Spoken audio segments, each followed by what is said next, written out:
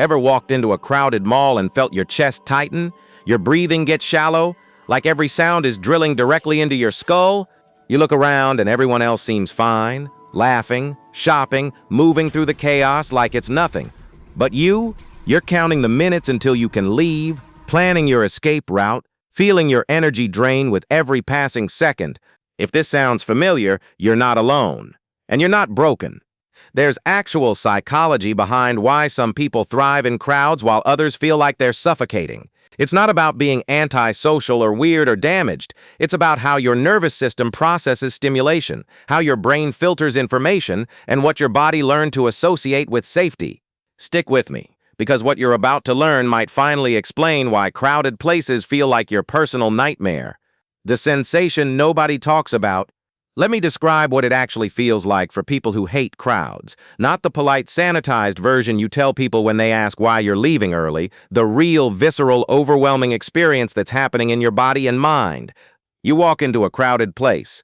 Could be a concert venue, a busy shopping mall during the holidays, a packed restaurant on a Friday night, a stadium for a game, the airport during peak travel season. The moment you cross that threshold, before you even consciously register what's happening, something shifts in your body. First, the noise hits you like a physical wall. Not just volume, though it's loud. It's the layering, the texture, conversations bleeding into each other, words jumbling together into incomprehensible sound soup, background music playing, probably too loud, announcement systems crackling to life, phones ringing, notification sounds, children crying or laughing shrilly, adults talking loudly to be heard over other adults talking loudly, laughter that feels too close, footsteps echoing, bags rustling, doors opening and closing.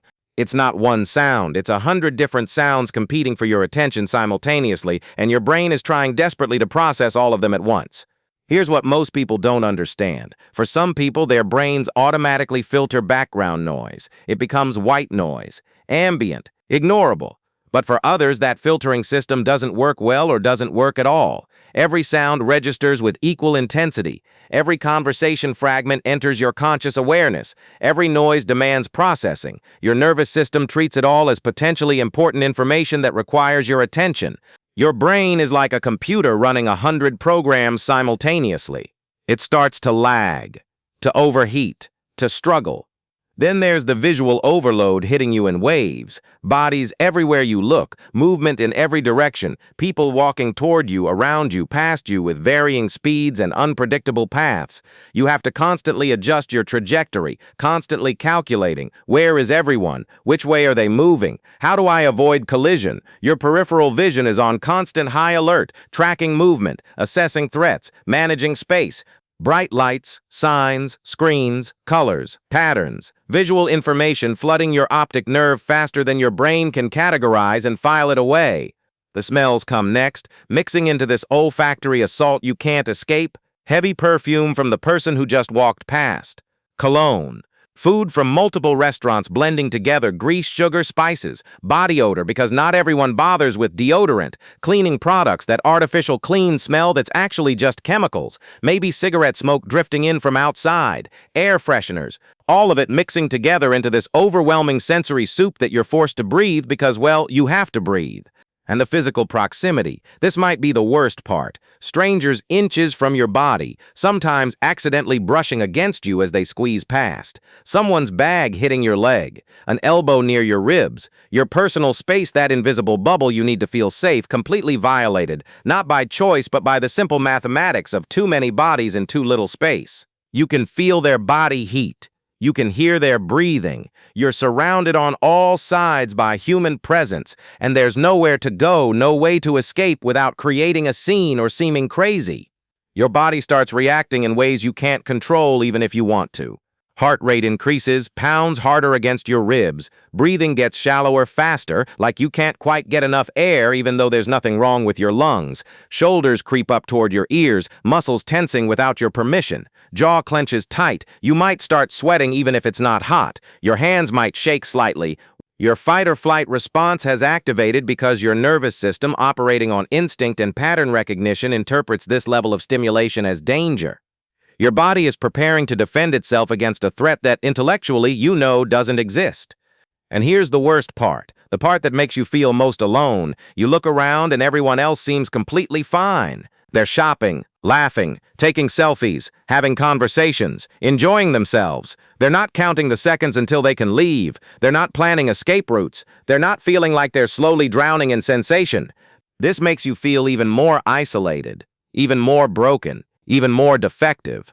What's wrong with me that I can't handle what everyone else is handling easily? Why am I like this? But here's the truth that nobody tells you. Nothing is wrong with you. Your nervous system just works differently. Your sensory processing operates on different settings, and there are specific, valid psychological and neurological reasons why crowded places feel like torture to you while others barely notice them. But the 4 types of crowd avoider, not everyone who hates crowds hates them for the same reason. There are actually 4 distinct psychological profiles, and understanding which one you are changes everything. Type 1, the highly sensitive processor. Some people are born with a nervous system that processes sensory information more deeply, more thoroughly, more intensely than the average person. Psychologists call this sensory processing sensitivity, or high sensitivity, and it affects approximately 15 to 20% of the population. This isn't a disorder. It isn't a dysfunction. It's a legitimate genetic trait that's been found across more than 100 species, including humans. If you're this type, crowded places aren't just uncomfortable or annoying, they're actually genuinely painful, overwhelming in a way that's hard to explain to people who don't experience it. Your brain doesn't have the same filtering mechanism that most brains do, where others hear background noise as just that background, something their brain automatically pushes to the edges of awareness. You hear every conversation, every sound with equal intensity and clarity. Think of it like this. Most people's brains have a bouncer at the door of consciousness, deciding what gets in and what stays out. Your brain either doesn't have that bouncer or has one who's really bad at their job. Everything gets through. Every sensory input demands attention and processing. This isn't a disorder. It's actually a trait that has evolutionary advantages. Your ancestors, the highly sensitive ones, were the ones who noticed the subtle sounds that indicated danger, who picked up on small environmental changes that others missed, who could read emotional cues and navigate complex social dynamics. In the right environment, high sensitivity is a superpower. But in crowded places, this sensitivity becomes a curse. It's like having the volume turned up to maximum on everything simultaneously. Your brain is processing thousands of sensory inputs at the same time, and it doesn't have an automatic ignore irrelevant information function that works effectively in chaotic environments. You can literally feel overwhelmed in a physical, tangible way, not emotionally overwhelmed, though that happens too, but actually physically overloaded, like your nervous system is receiving more data than it has bandwidth to process. Watch this type in a crowd and you'll see specific behaviors. They're constantly scanning their environment, not from paranoia, but from genuine inability to filter. Their eyes are always moving, taking everything in. Their body language is tense, shoulders pulled up, arms often crossed or held close to their body. They position themselves near exits or walls whenever possible. They take frequent breaks, stepping outside for a few minutes or finding quiet corners to decompress. They're not being dramatic, they're not being difficult, they're managing genuine sensory overload the best way they know how.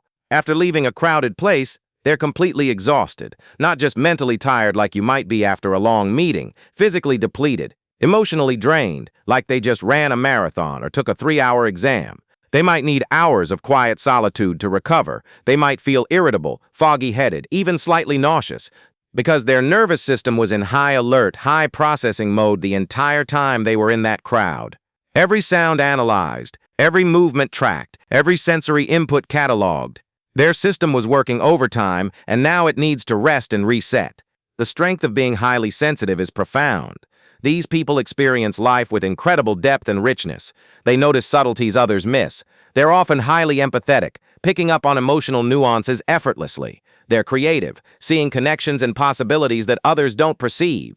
They experience art, music, nature, beauty with an intensity that's genuinely remarkable. In quiet, controlled environments, their sensitivity is a gift that allows them to engage with life in deeply meaningful ways, but the shadow side is equally real. They're vulnerable to overstimulation in ways that can significantly limit their participation in normal social activities. Concerts, festivals, busy restaurants, crowded stores, these aren't just mildly unpleasant, they're genuinely difficult to endure. And they often feel defective or broken because the world isn't designed for their level of sensitivity. They're constantly being told to toughen up or just deal with it by people who genuinely don't understand that their nervous system works fundamentally differently. Type 2, the control seeker. For some people, crowded places trigger deep anxiety not because of sensory overload, but because crowds represent chaos and unpredictability that they cannot control, and control for them is the foundation of feeling safe. These are people who function best, who feel most secure, and most themselves in environments with clear structure, predictable patterns, and personal agency. They like knowing what to expect. They like being able to plan. They like having space to make decisions without being forced into reactivity. They like being able to influence their environment and circumstances. Crowds systematically remove all of these securities.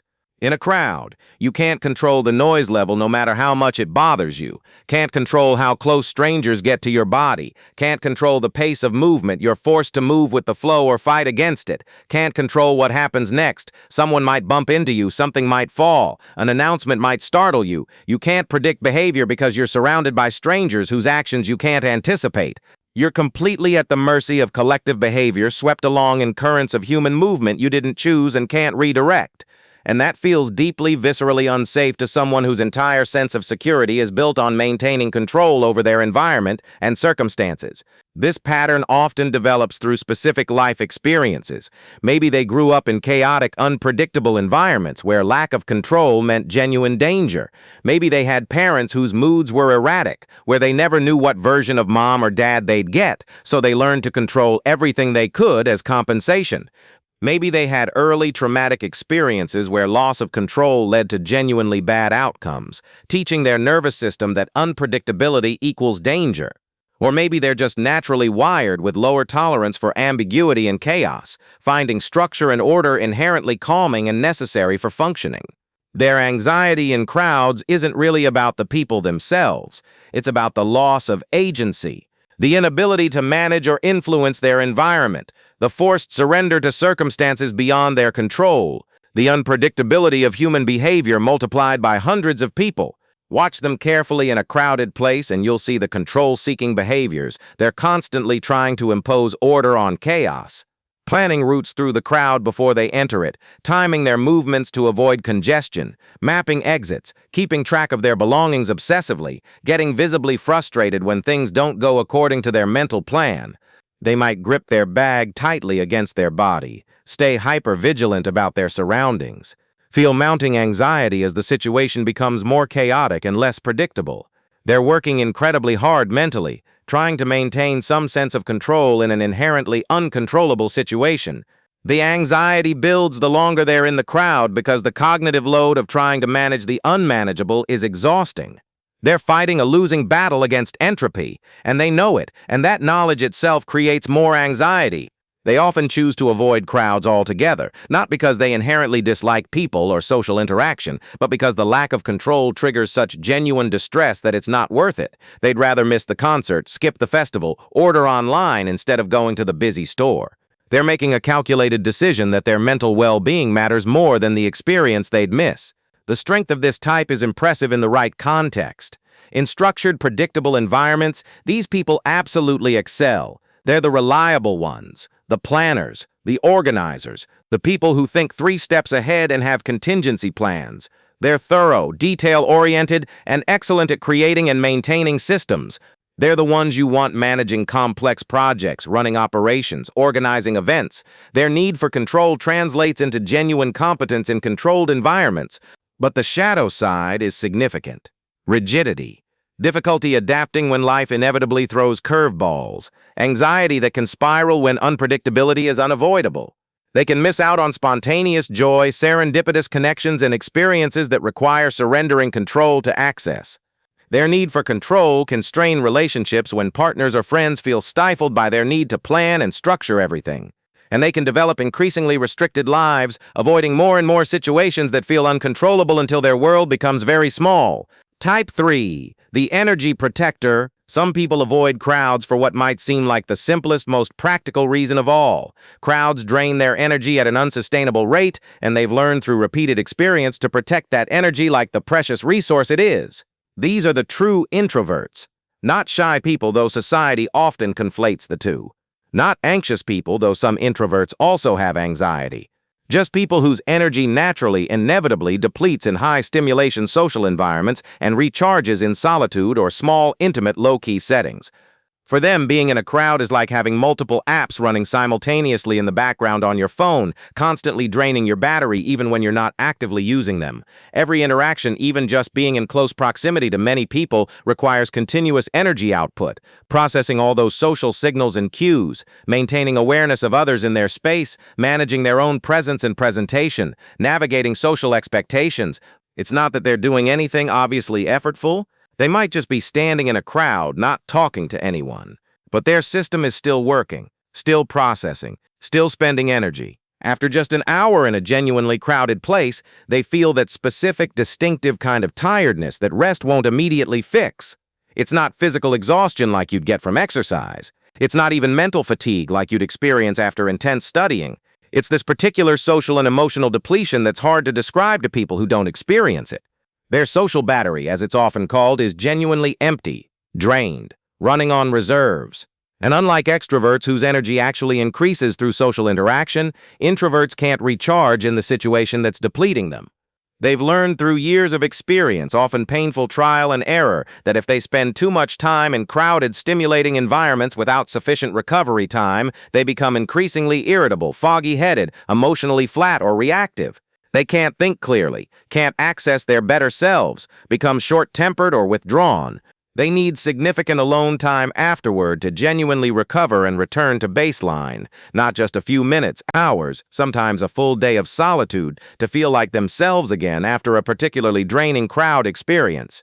So they avoid crowds not from fear or discomfort in the traditional sense, but from hard-won self-knowledge and legitimate self-care. They know the cost. They know the recovery time required. They've done the math and decided that most crowded events simply aren't worth the energy expenditure and recovery period. Watch them in crowds when they absolutely can't avoid being there, weddings, family gatherings, work events, obligations they can't escape. They're managing their energy with impressive precision and strategy, taking frequent breaks, stepping outside, or finding quiet bathrooms just to breathe alone for 5 minutes, limiting interactions to the essential ones, setting firm time limits with themselves. I can do 2 hours maximum, then I absolutely need to leave. They're not being antisocial or rude, they're being strategic, managing a limited resource that others don't have to think about because their resource pool is larger or refills differently. Here's what's important to understand. They don't hate people. They actually often deeply enjoy meaningful conversations and genuine connections. They can be warm, engaging, present. They just prefer those interactions in small doses, in quiet environments where they can actually hear and be heard, where the interaction itself is the focus rather than background noise to manage. They'd rather have coffee with one friend in a quiet cafe where they can talk for hours than attend a party with 50 people where they'll have a dozen shallow interactions and leave feeling drained and unsatisfied. The strength here is genuine self-awareness and the courage to honor their own needs, even when it goes against social expectations. They don't force themselves into situations that harm their well-being just to appear normal or avoid judgment. They've accepted who they are and structure their lives accordingly. They invest deeply in the relationships and experiences they choose precisely because they're selective, quality over quantity in both friendships and activities. But the shadow side exists too. Sometimes they use their introversion as an excuse to avoid things that might actually be meaningful or growthful if they pushed through the initial discomfort. Sometimes they isolate too much, missing out on connections that would enrich their lives. And they can seem aloof, standoffish, or uninterested when really they're just conserving energy. Others might interpret their need to leave early or decline invitations as rejection when it's actually just energy management. Type 4. The wounded observer. And then there's a fourth type. People who hate crowds because crowds are where bad things happened or where they feel most judged and exposed. These are people carrying specific wounds related to group situations. Maybe they were bullied in school, in hallways, cafeterias, anywhere groups gathered. Maybe they had a panic attack in a public place once and now associate crowds with that terror. Maybe they experienced trauma in a crowded setting. Or maybe they carry deep shame or insecurity that gets activated when they're around many people. They imagine everyone is looking at them, judging them, noticing their flaws. The crowd becomes a mirror reflecting back their worst fears about themselves. Their avoidance isn't about sensory sensitivity or energy depletion. It's about emotional safety. Crowds are where they feel most vulnerable, most exposed, most at risk. This type often has specific crowd-related triggers. Certain types of crowds feel more threatening than others. A concert might feel different than a shopping mall. A party might trigger different responses than a sports event. Watch them in crowds. They're hypervigilant in a different way. Watching for threats, monitoring how people react to them, expecting something bad to happen. Their body is in defensive mode, protecting against potential emotional harm. They might have physical symptoms that seem disproportionate to the actual situation. Panic attacks, dissociation, rapid heartbeat, sweating, not because the crowd is objectively dangerous, but because their nervous system learned to associate crowds with danger. The strength is that they're often highly attuned to social dynamics and other people's emotional states, having developed this awareness as a protection mechanism. The shadow side is obvious. They're limited by their past. Their avoidance, while protective, also prevents them from having experiences that might actually be healing or prove their fears wrong. What happens in your brain? Here's what's actually happening neurologically when you're in a crowd and it feels unbearable. Understanding the biology helps remove the shame and self-judgment. Your amygdala, the almond-shaped part of your brain responsible for detecting potential threats and triggering fear responses, is firing actively. It's interpreting the chaos, the noise, the visual stimulation, the proximity of strangers, the unpredictability as potential danger signals. This triggers your sympathetic nervous system, your ancient fight-or-flight survival mechanism. Your cortisol levels increase, flooding your system with stress hormones. Your heart rate accelerates, pumping faster to prepare muscles for action. Your breathing becomes shallower and faster, taking in more oxygen for potential exertion. Blood flow redirects away from your digestive system and toward your large muscle groups. Your pupils might dilate slightly to take in more visual information. Your body is literally preparing to either fight or run, mobilizing all available resources for survival, even though intellectually you know there's no actual physical threat present. Your ancient brain doesn't distinguish well between genuine danger and perceived overwhelming stimulation. Meanwhile, your prefrontal cortex, the rational, logical part of your brain responsible for executive function and reasoning, is trying desperately to override these signals. It's saying, this is fine, this is just shopping, there's no actual danger here, we're safe. But your amygdala isn't listening. It's operating on pattern recognition, past associations, and immediate sensory input. And if those patterns and associations have linked crowds with overwhelming or dangerous, the rational override often doesn't work well. If you're a highly sensitive person, your nervous system is simultaneously dealing with genuine sensory overload at the processing level. Your thalamus, which acts as the relay center for sensory information before it reaches your cortex, isn't filtering effectively. Everything is getting through to your cortex at full intensity, demanding conscious processing.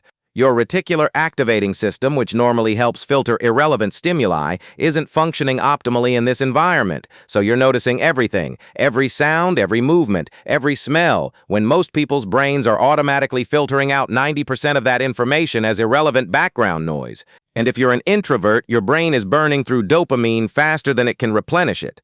This is crucial to understand. Extroverts actually get energized by dopamine release in social situations. Their brains reward social interaction with pleasurable dopamine hits, but introverts' brains work differently. They deplete dopamine in high-stimulation social environments rather than producing it. This is why you feel exhausted after crowds while extroverts feel energized. It's not psychological, it's neurochemical. This isn't happening in your head in the sense of being imaginary or exaggerated. This isn't you being weak, dramatic, or attention-seeking. This is your actual nervous system and brain chemistry responding to its environment based on how it's wired, what it's learned, and how it processes information. It's biology, neurology, real measurable physiological responses, the hidden cost of avoiding crowds. But here's what we need to talk about. While avoiding crowds makes perfect sense given how they make you feel, there's a cost to always avoiding them. First, avoidance reinforces the fear. Every time you skip a crowded event, your brain gets the message. Crowds are dangerous. We were right to avoid them. This strengthens the neural pathway connecting crowds with threat. Over time, your window of tolerance gets smaller. What started as avoiding packed concerts becomes avoiding busy restaurants, becomes avoiding grocery stores at peak hours, becomes ordering everything online. Second, you miss out on experiences. Some of life's most meaningful moments happen in crowds, concerts, celebrations, cultural events, protests, community gatherings. By always avoiding crowds, you're necessarily limiting your life experience.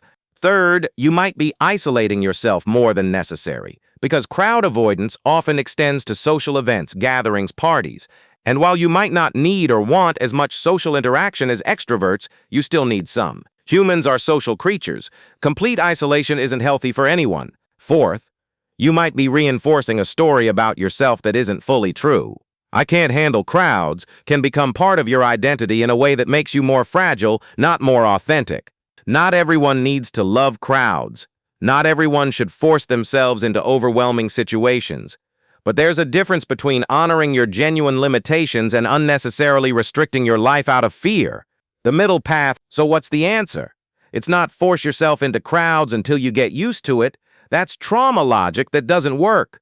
And it's not never go to crowded places. That's avoidance that shrinks your life. The answer is understanding your specific type, working with your nervous system instead of against it, and gradually expanding your window of tolerance while respecting your genuine limitations.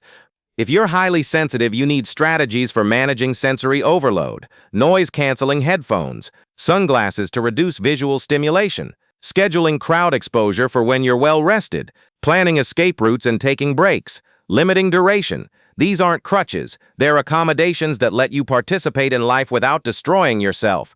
If you're a control seeker, you need to practice tolerating small amounts of unpredictability in safer contexts. Build your capacity for uncertainty gradually. Learn that loss of control isn't the same as actual danger, but also recognize that some need for control is healthy and protective. If you're an energy protector, you need to be strategic. Choose which crowded events are actually worth your energy. Don't waste your social battery on obligations. Save it for experiences that matter, and build in recovery time. Honor your nature instead of fighting it. If you're wounded, you probably need support working through the underlying trauma or insecurity.